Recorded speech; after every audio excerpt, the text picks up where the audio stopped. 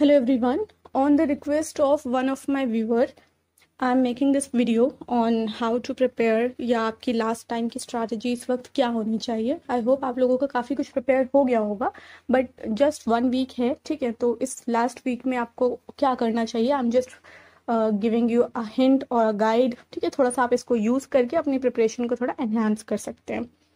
Number 1 is revision. अब तक जितना भी आपने कर लिया है 2 दिन का टाइम लीजिए और सारा कुछ रिवाइज करिए।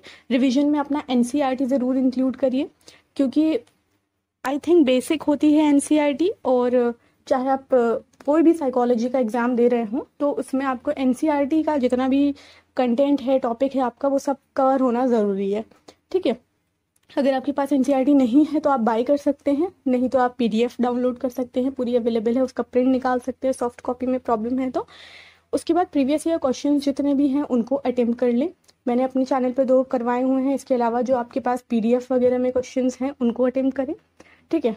एक तरह से उसको प्रैक्टिस सेट की तरह भी कर सकते हैं कि आप उसको मतलब पहले खुद से उसको ट्राई कर लें और फिर उसके बाद उसके आंसर्स ढूंढने की कोशिश करें, ठीक है।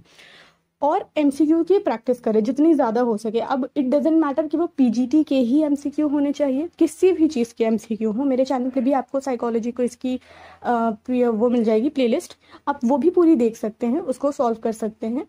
प्लस मैं प्रैक्टिस सेट भी करा रही हूँ, आप वो भी कर सकते हैं। इसके अलावा अगर आपके पास कोई बुक है या कहीं से भी सिसरैली में जहाँ तक दिए हुए हैं, हर चैप्टर के लास्ट में दिए हुए हैं 20 क्वेश्चन अराउंड, उनको प्रैक्टिस कर सकते हैं, ठीक है। और अगर और कहीं से भी आपको एमसीक्यू मिल जाए, it is all about practising MCQs, क्योंकि एमसीक्यू करना भी एक तरह से एक स्किल होती है। अगर आपको नहीं भी आता हो तो आप को एक आइडिया लगता जाता है कि जब आप प्रैक्टिस करते हैं एमसीक्यू की कि क्या हो सकता है, क्या नहीं हो सकता है, ठीक है। तो बहुत एडवांटेज होता है अगर आप 200-300 एमसीक्यू प्रैक्टिस करके जाएं तो बहुत अच्छा रहेगा आपके लिए, ठीक है। You will be having an edge, आपको एक एज मिल जाएगी अपनी प्रिपरेशन में। तो जितनी हो सके उतनी ज़्यादा एमसीक्यू की प्रैक्टिस करें, ये बहुत ही ज़्यादा नेसेसरी है।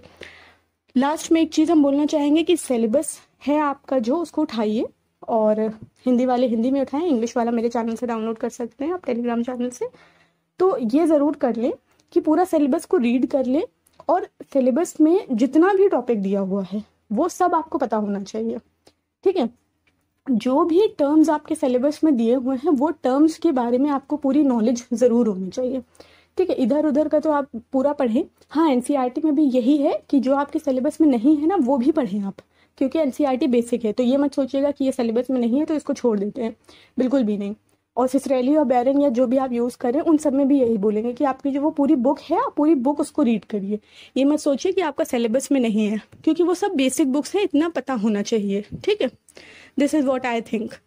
और सिलेबस में मैं ये बोल रही थी कि जितना भी आपका सिलेबस है वो आपके जो भी टर्म्स दिए हुए हैं उनको ज़रूर अच्छे से पढ़ लें। अगर आपके पास बुक में वो कंटेंट अवेलेबल नहीं है तो सिंपली आप वो टर्म डालिए गूगल पे और एक आर्टिकल उसका आप रीड कर लीजिए, ठीक है।